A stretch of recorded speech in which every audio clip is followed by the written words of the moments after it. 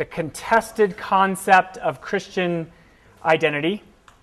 It has fallen to me to introduce my friends and colleagues who are going to debate and discuss this concept of Christian identity, Brian Birch and Michael Minch. I'll just introduce them briefly, and then I believe that they're going to be speaking subsequently, and then we'll have time for questions near the end. So first, Dr. Brian Birch is an associate professor of philosophy in the Philosophy and Humanities Department here at Utah Valley University. Received his bachelor's degree in philosophy and master's degree from the University of Utah, and a PhD in the philosophy of religion from Claremont Graduate School. Is the director of religious studies and the founder of that program also here at Utah Valley University, and is currently working on a book on Mormon theology and the Christian tradition to be published, or it's forthcoming in with Oxford University Press.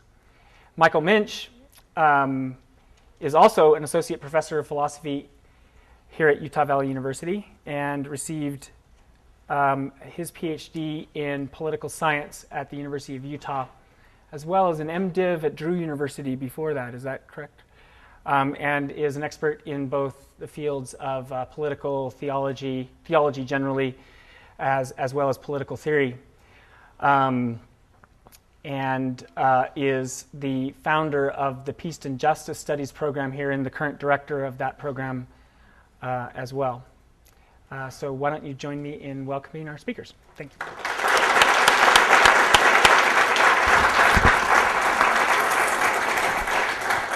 Thanks, Dennis. Well, it fell to me to start first, and so I am. I would be remiss if I didn't say that it's not entirely accurate. It's not at all accurate that I'm the founder of the Peace and Justice Studies program, but I was one of the persons who helped get that off the ground with many other people. So want to mention that. I feel a little bit at risk today because my position will be unpopular for most people in the room, I believe. So all I can do is ask that you listen as carefully as you can. And don't believe I'm saying anything that I am not saying. And we'll have a lot of time for questions afterwards, and that'll be a good time for clarification. The title of both Brian and I are going to give brief papers, so we have plenty of time to answer questions later. And the title of my paper is Thoughts About Words and Definitions, with special reference to the words Christian and Christianity. I want to offer a short reflection of the meaning and coherence of words. Words are, as we all know, dynamic. They are in flux and always in some state of change. But we also know that they are not infinitely elastic, and that if they change too fast, we can't hold on to their meanings, and we lose the ability to communicate with words under such duress. Further, even when words are used ubiquitously, it does not follow that they hold common, agreed upon meanings for us. Many words are used pervasively, and the meanings of those words are still unknown, contested, and confused. Let me give you some easy examples. It is a commonplace among political theorists that the words conservative, Republican, liberal, and democracy are ubiquitously misunderstood and consequently misused in ordinary popular discourse in the United States. It's not just that non-specialists use these words differently than do political theorists, for if lay people used these words in ways whereby they all knew what those words meant and they all agreed upon the meanings, that would be fine.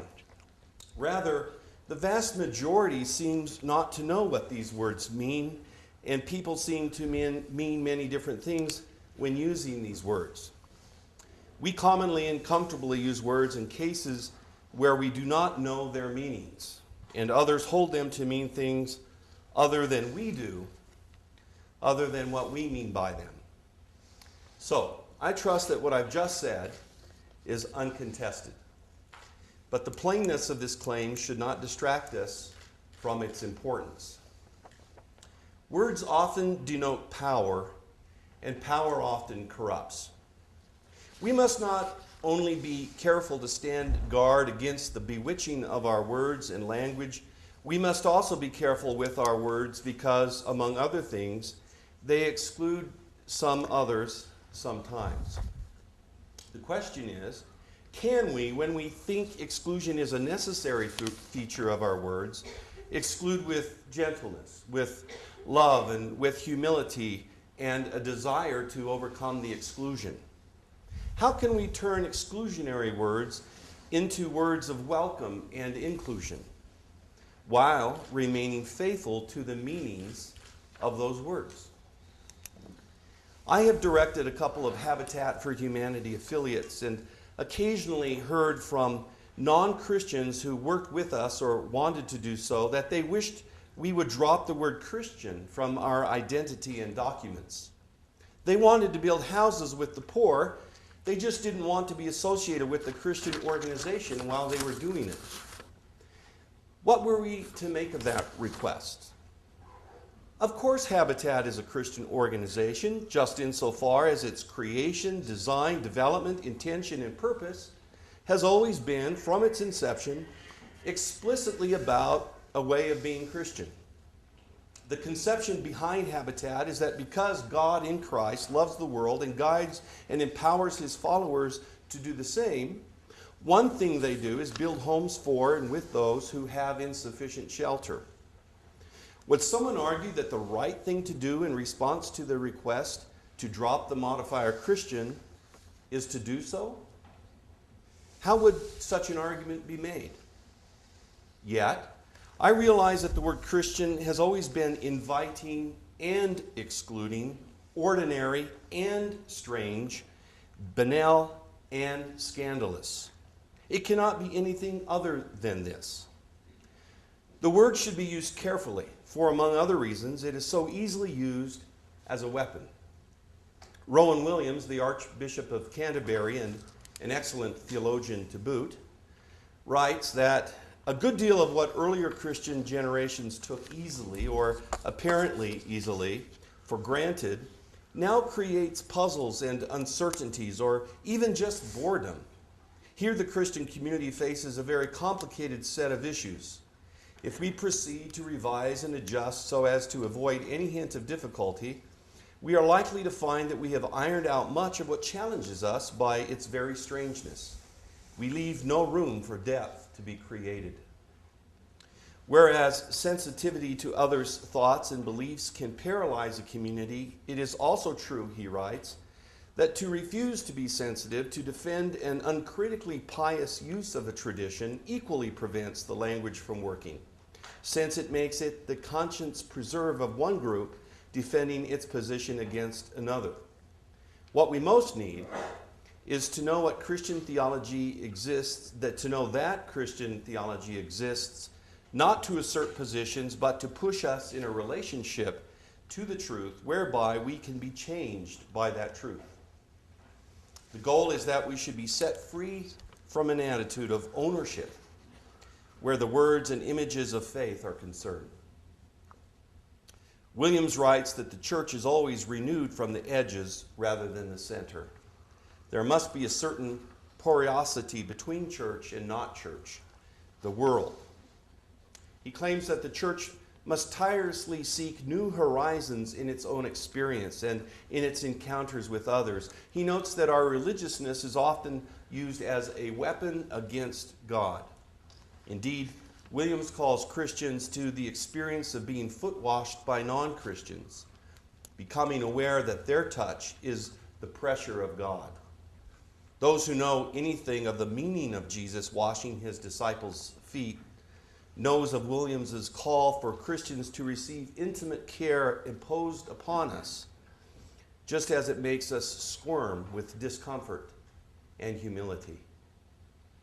Likewise, the Mennonite theologian John Howard Yoder writes that non-Christians play an important role for the Christian community, especially when it is disobedient. The Bible is, after all, a public document.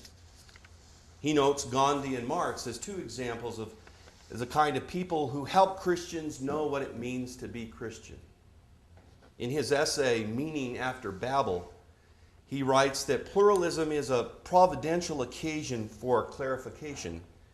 It may enable us to see something about the gospel that was not visible before. In Body Politics, he writes that the adversary is part of my truth-finding process. I need to hear the adversary. He notes that the genuineness of dialogue demands in both directions that there be no disavowal in principle of my witnessing becoming an open option for the other. More importantly, I would add, we should also see the other's witness as an open option for ourselves. Yoder agrees, although he doesn't put it just this way, and this is part of what he means when he understands dialogue and mission as epistemological nonviolence. We find the meanings of words at their borders, just as Christianity finds its meaning at the borders.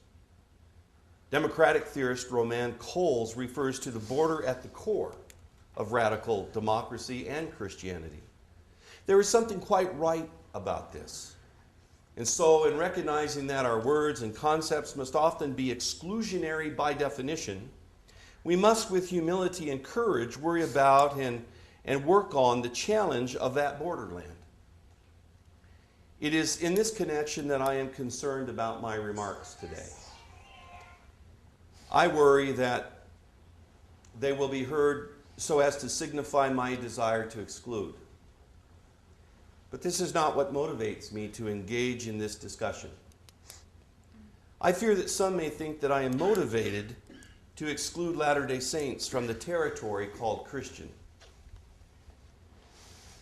that I am seeking to draw the definition of Christian tighter and smaller than is warranted.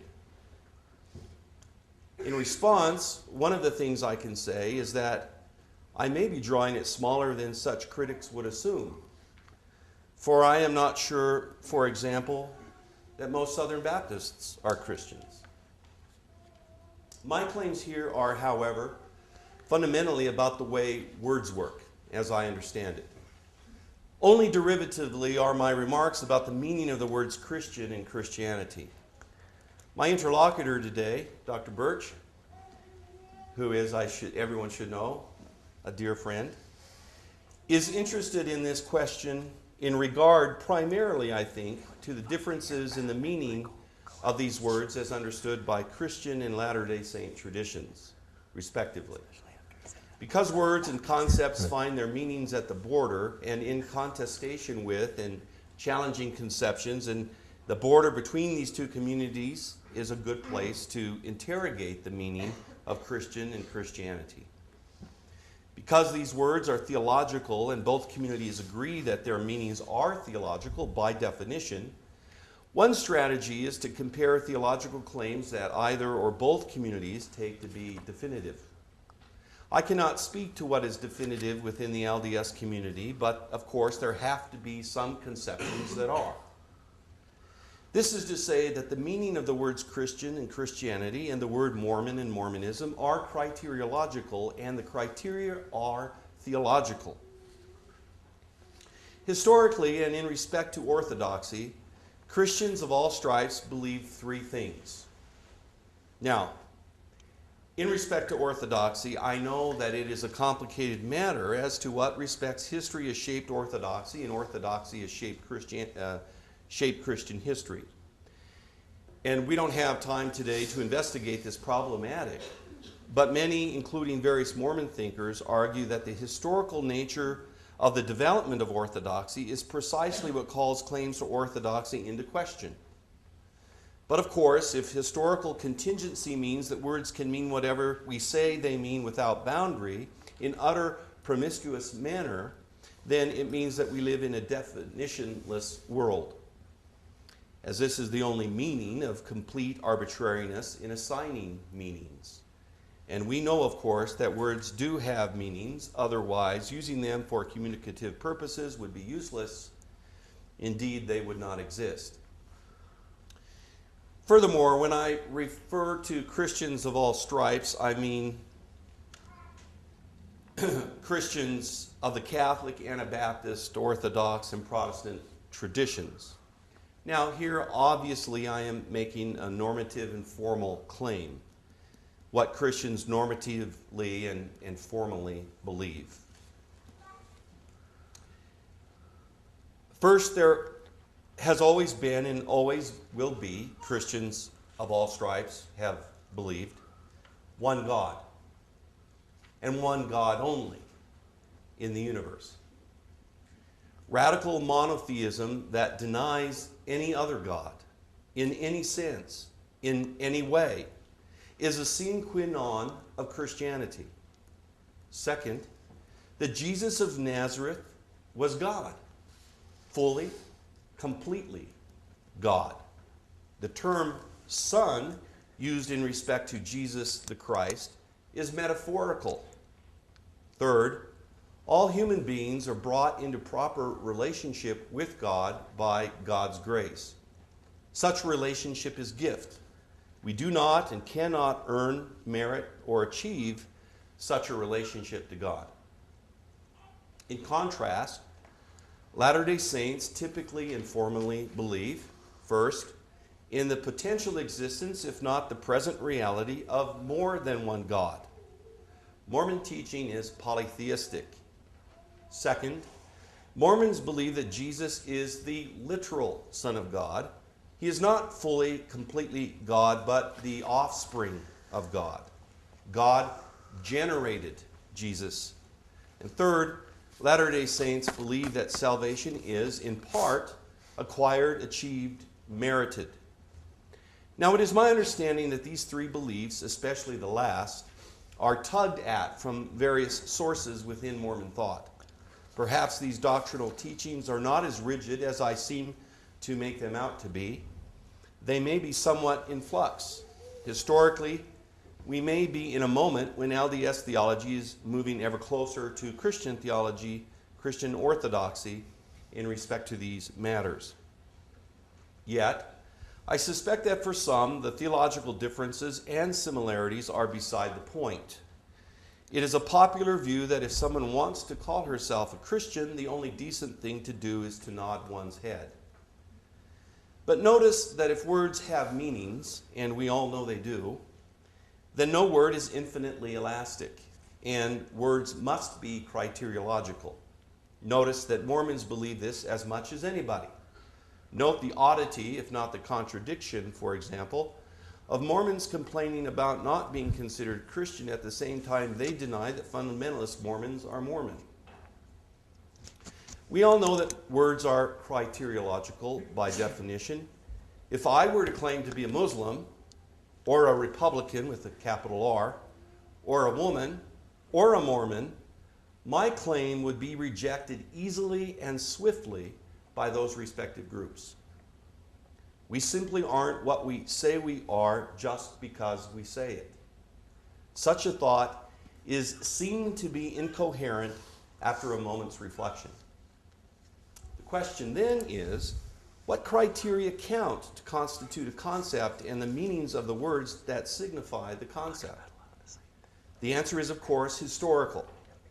Those who bring words into existence and use them for themselves and among themselves for generations and perhaps centuries and sometimes even millennia ought to get to define their own words. Notice that the single most pressing question for the earliest Christian communities was whether it was the case that Christians were Jews and whether, in order to be a Christian, one must be a Jew as well. This is a question of identity and why and how peoples get to identify themselves. Christians came quite quickly to understand themselves as something different than Jews, in that while one could remain a Jew and be a Christian, one need not be a Jew. Christians made the decision not to try to take the identity of Jews away from Jews. They decided not to engage in identity theft. Of course, there remains an interesting boundary between Judaism and Christianity. Stanley Hauerwas, speaking about Christian orthodoxy, notes that it is the hard-won wisdom of the church. Too often it is forgotten that, for example, the canon of Scripture is orthodoxy.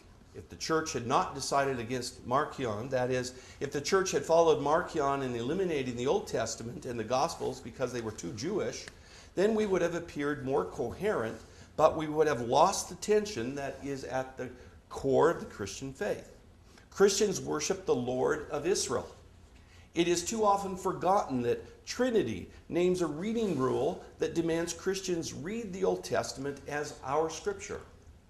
That means we can never avoid the challenge of Jewish readings to our readings. So orthodoxy is not the avoidance of an argument. Orthodoxy is the naming of arguments across time that must take place if we are to be faithful to Jesus. Later, he adds that mission is constitutive of Christianity because when you have to go beyond where you were, then you will discover things that you hadn't known were part of your story. The gospel requires vulnerability if it is to be true to itself.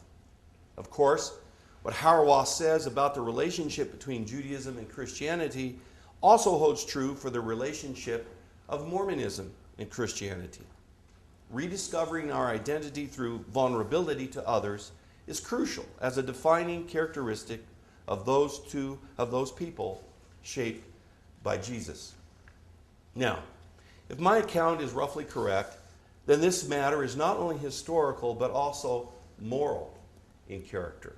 That is, if a latter community begins to use the identifier of an earlier community as a means to identify itself, perhaps especially if they do so many centuries after the earlier community has been using the identifier, is this not a form of identity theft?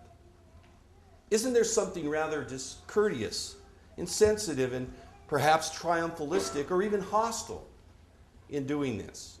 Or, to switch the metaphor, if one is living in a home her forebears built, a home very long in the family, and a stranger walks into the home uninvited and announces that he now lives there too, is this not an intrusion? Perhaps the homeowner should, given enough time and information and trust, find a way to allow the stranger to move in. But shouldn't this be a negotiated agreement? Vulnerability may lead to a relationship and an invitation. But vulnerability for the sake of vulnerability is incoherent. Now, Brian and I agree that words are criterial or criteriological in nature, but I think that Brian thinks they are more than that. We'll probably see in a moment. I am not sure what more there is to it, such that more doesn't end up being a criterial facet, something that makes a criterion, or a criterion of the criteria. Of course, criteria are historical, sociological, cultural, political, and so on. That is, they are contingent in respect to their development. We all know that. But this truth does not diminish, let alone contradict, the truth of the account I've just given. If Latter-day Saints continue to use the word Christian to identify themselves, which of course is something relatively new to LDS history, it seems that they could do the following. First, demonstrate a recognition and regard for the account that I have sketched here. That is, deal with the complicated nature of using that word. Second, and concomitantly, stop using the language of offense when Christians disagree about the status of Mormons as Christians. A Latter-day Saint may consider himself a Christian, but should know enough to know why a Catholic, a Baptist, a Lutheran, or a Methodist would disagree.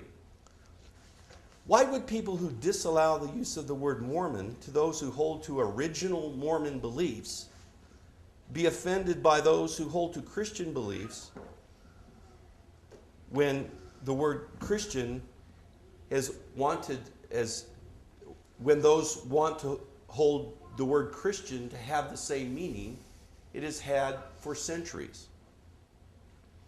Christians should want to engage in dialogue and theological explanation and exploration with others. As the first part of my paper meant to show, This is an important enterprise for epistemological and Christian reasons. Again, we find out what our words mean and who we are at the border, which is also the core. This is the place of humility and courage. All communities at the border must realize, moreover, that humility and courage means a willingness to give up precious claims when reasons demand we do so. Latter-day Saints have been calling for Christians to give up their hegemony over the word Christian. Very well.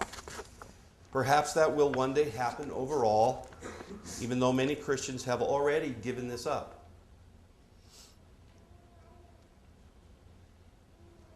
But I have yet to hear one Mormon person give up his or her claim to the word Christian. The border is, after all, the border for both communities. Many Christians argued that in order for Christians to be Christians, they must be Jews and appropriate that word as well. These Christians lost the argument to other Christians. And I would like to challenge my Latter-day Saint friends to engage in such an argument of their own. Thank you.